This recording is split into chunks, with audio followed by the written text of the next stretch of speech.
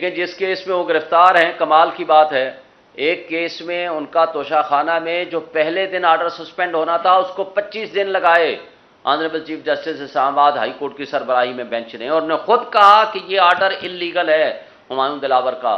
इस दौरान उन्होंने क्या किया, साइफर केस में इमरान खान को तलब किए बगैर, उनको प्रोड्यूस किए बगैर अनसाइंड रोपकार भेज दी कि जनाब ये साइफर केस में अंडर कस्टडी है, और उस दिन सामने मंजर आम पर आई जिस दिन उनका आर्डर सस्पेंड हुआ। ये आप कैलकुलेटेड एंड मैनिपुलेशन आप देख लें।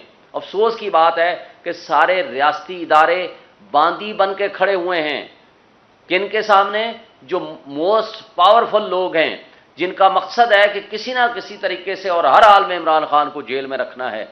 लेकिन ये सारी चीजें, और जब पिछले सैटरडे को केस था, जब हमने कहा कि जनाब आज बहस सुन लीजिए, जज साहब को 2.5 घंटे इस बात पे उनको कायल करते रहे कि आप बहस सुन लें, जो कि आधे घंटे से ज्यादा की बहस नहीं है। उन्होंने कहा मैं मंडे को हर हाल में फैसला करूंगा, लेकिन उनको पता था कि मंडे को उनकी वाइफ ने बीमार हो जाना है और उन्हें एप्लीकेशन दे देनी है फॉर एडजर्नमेंट। हमने फिर तारीख इल्तवा की, जब नहीं हो सका, और ये वाहिद जज हैं जिसका कोई सब्स्टिट्यूट नहीं है पूरे पाकिस्तान में, उसका कोई ड्यूटी जज नहीं है।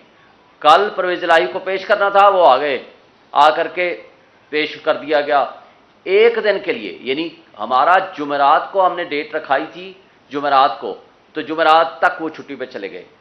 हमने अब सैटरडे रखा ये कल सुबह, तो आज वो आ गए हैं। हमें पता चला है कल जो सैटरडे की भी उन्होंने छुट्टी कर ली है।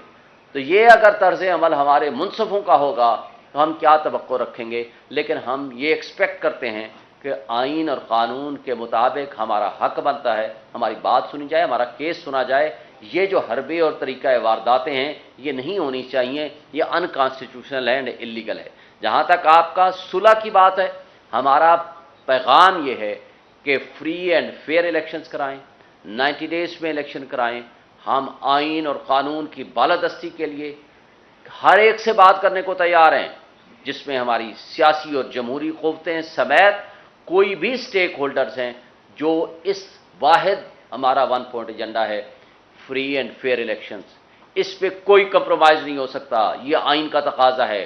और इस मुल्क को इस तबाही के दलदल से एक स्ट्रांग इंडिपेंडेंट गवर्नमेंट ही निकाल सकती है। आज तमाम सर्वे बताते हैं कि 70 to 80% आज भी पॉपुलैरिटी इमरान खान और पीटीआई की है। लेकिन अफसोस की बात है, इसलिए ये इलेक्शन से भाग रहे हैं। कोई एक बहाना, कभी दूसरा बहाना, कभी तीसरा बहाना।